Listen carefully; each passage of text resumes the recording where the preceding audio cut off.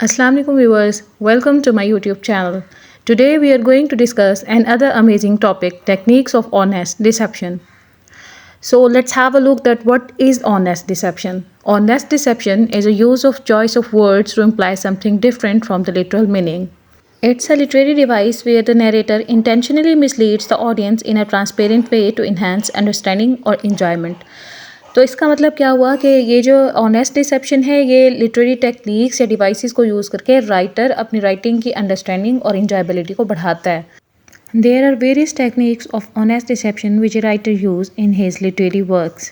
So let's discuss the major ones. First of all, we are going to discuss the lie to tease. An ironic understatement in which affirmative is expressed by negating its opposite. इसका मतलब क्या हुआ कि lie to tease क्या है कि हम पहले किसी चीज़ का जो अपोजिट होता है उसको निगेट करते हैं फिर उसको कंफर्म या अफर्म करते हैं. मतलब जैसे हम कह देते हैं नॉट बैड, नॉट गुड या इट्स नॉट वर्स्ट आइडिया. तो पहले जो उसका अपोजिट है हम उसको निगेट कर रहे हैं फिर उस चीज़ को कंफर्म कर रहे हैं. तो इस तरह की जो स्टेटमेंट्स होती हैं उनको हम लाई टू टीज़ कहते हैं. इसकी एक और टेक्निक जो हम यूज़ करते हैं दैट इज़ आयरनी. अब आयरनी क्या है? कंट्राडिक्टरी स्टेटमेंट और situation reveal a reality that is different from what appears to be true. मतलब आयरनी क्या है कि एक ऐसी सिचुएशन है या रियलिटी है जो हमें दिखने में ट्रू लग रही होती है. जो जॉर्ज ऑरवेल का 1984 है उसमें इसने इस तरह की टर्म्स यूज़ की हैं जिनमें आयरनी है. उसने कहा है war is piece, freedom is slavery and ignorance is strength. अब वॉर और पीस ये कैसे ट्रू हो सकता है? फ्रीडम स्लेवरी नहीं होती, इग्नोरेंस जो है स्ट्रेंथ नहीं होता. इसका मतलब हुआ ये एक ऐसी सिचुएशन है जिसमें जो दिख रहा होता है वो वैसा होता नहीं है. अब हमारे पास एक और टेक्निक है सार्कास्म. सार्कास्म क्या है? The use of irony to mock और क्रिटिसाइज. मतलब सार्कास्म आयरनी का ही यूज़ है लेकिन for the sake of criticism और मॉकिंग. अब हम इसकी एग्जांपल देखते हैं. Oh great, just what I needed, another bill to pay.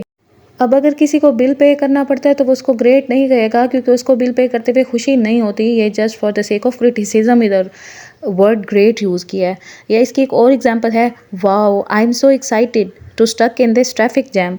अब अगर कोई ट्रैफिक जैम में फंस जाता है तो उसको एक्साइटमेंट या खुशी नहीं हो रही होती. ये जस्ट फॉर क्रिटिसिज्म और मॉकिंग वो कह रहा है कि I am so excited to stuck in this traffic jam. अब हम एक और टेक्निक देखते हैं which is hyperbole.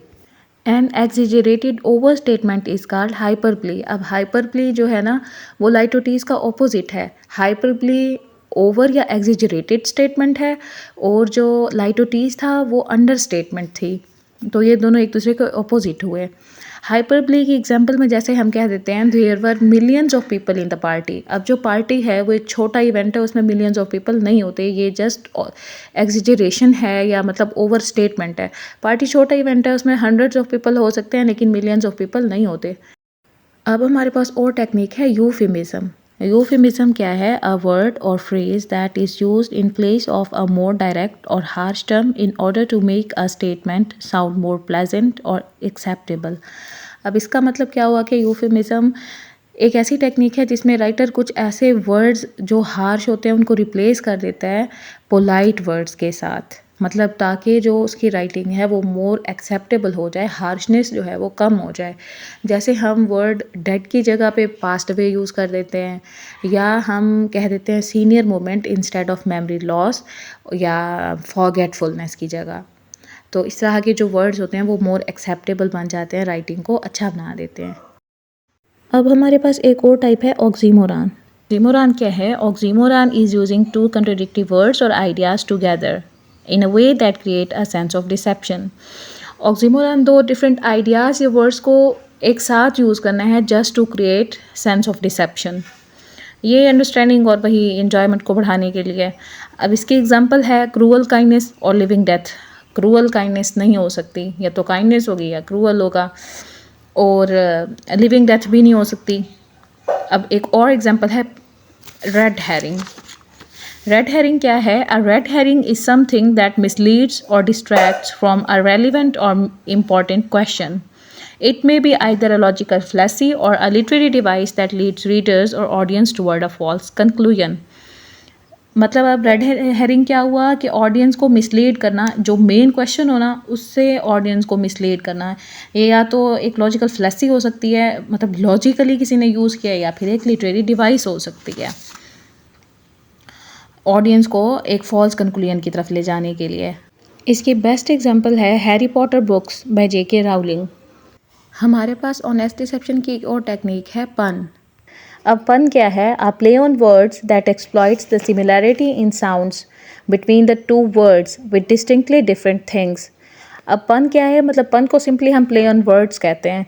The title of Oscar Wilde's play importance of being Earnest is pun on the word Earnest which mean serious and sober and the character of the play Earnest. मतलब अब Ernest जो है दो meanings में use हुआ है। एक तो जो उसका मतलब वर्ड अर्नेस्ट का मीनिंग है, और दूसरा जो कैरेक्टर है ना प्ले का अर्नेस्ट, उसके ऊपर एक पन है। या हम एक और एग्जांपल देख लेते हैं। Why did the coffee file a police report? Because it got mugged. अब जो इधर ये सेंटेंस है, इसमें जो वर्ड है मग्ड, दो मीनिंग में है। कॉफ़ी को हम वैसे मग में पुट करते हैं तो इसका मतलब है कि कॉफ़ी गॉट मग्ड, या मग्ड का जो और मीनिंग होता है उसका मतलब होता है कि स्नॉब्ड या रब्ड, मतलब चोरी हो जाना इस तरह से। तो इसलिए पुलिस रिपोर्ट फाइल हुई है। तो ये प्ले ऑन वर्ड्स है। तो ये था हमारा आज का टॉपिक। होपफुली आपको समझ आ गई होगी कि what is honest deception and what are major techniques of honest deception, जो एक राइटर अपनी राइटिंग में यूज़ करता है ताकि अपनी राइटिंग अंडरस्टैंडिंग और इंजॉयबिलिटी को बढ़ा सके। Thank you viewers, don't forget to like, share and subscribe to my YouTube channel.